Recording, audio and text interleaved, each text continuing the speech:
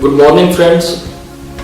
Hair disorders की बात करेंगे, जिसके बारे में बहुत से क्वेश्चन पूछे जाते हैं मेरे से।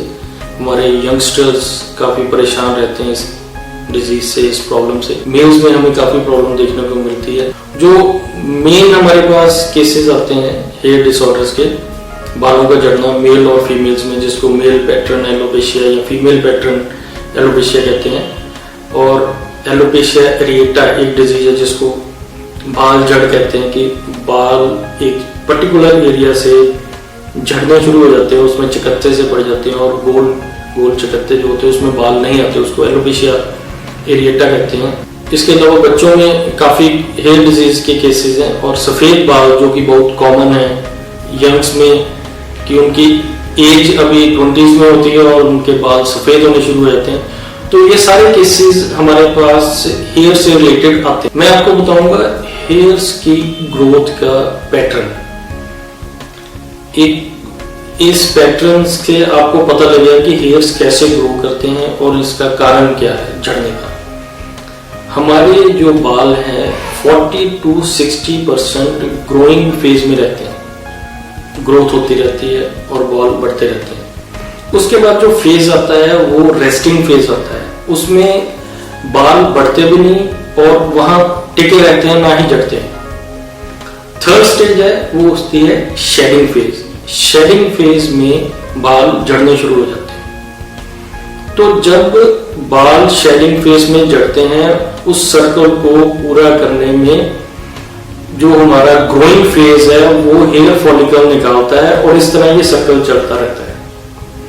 शेडिंग फेज अगर लंबा हो जाए और जो ग्रोइंग फेज है उसमें बाल ना निकले तो बालों का झड़ना ज्यादा शुरू हो जाता है और आना कम शुरू हो जाता है और गंजापन शुरू हो जाता है। ये एक मेन कारण है इसकी डिस्टर्बेंस का, जिससे हेयर फॉल बढ़ता रहता है और मेल और फीमेल्स गंजापन या बार्डनेस उसको फील करना शुरू कर देते हैं।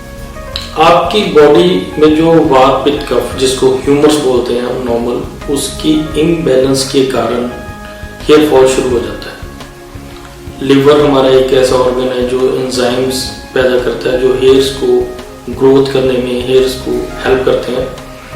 उसके बाद आयुर्वेद तरीके से अगर देखा जाए तो बॉडी में एक ह्यूमर है, पित्त बोलते हैं जिसको, वो अगर डिस्टर्ब हो, अगर उसकी क्वांटिटी बाकियों से ज्यादा हो जाए, परसेंटेज बढ़ जाए, तो हेयर फॉल बहुत ही कॉमन है।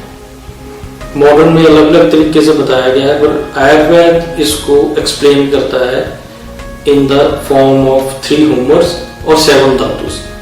आपकी न्यूट्रिशन की कमी हो जाए, धातुएं पूरी तरह पोषण ना हो तो हेयर फॉल बढ़ जाता है। एनीमिया हो, फीमेल्स में ड्यूरिंग प्रेगनेंसी बढ़ जाता है, आफ्टर डिलीवरी ऑफ बेबी कईयों में बढ़ जाता है।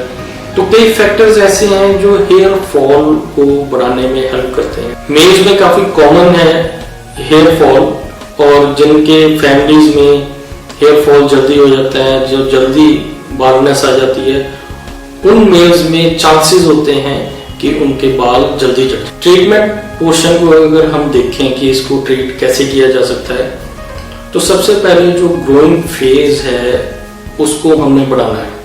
शेडिंग, ग्रोइंग और रेस्टिंग फेज का जो इम्बैलेंस हुआ है, जो उसका सर्कल खराब हुआ है, उसको सेटल करना है। उसके बाद जो फॉलिकल्स ब्लॉक हो गए हैं उनको हमने खोलना है, जो डेड हो गए हैं उनको रिवाइव करने की कोशिश करनी है। जो इनएक्टिव फॉलिकल्स हैं उनमें से हेयर ग्रोथ नहीं हो रही है, उसको प्रमोट करना है हेयर ग्रोथ के लिए। इसके लिए काफी अच्छे lotions, hair lotions, hair oils और आयुर्वेदिक ऑरल मेडिसिन हैं जो इन सबको करने में हेल्प करती है और इस डिजीज को, इस प्रॉब्लम को सॉल्व करने में काफी हेल्प करती है।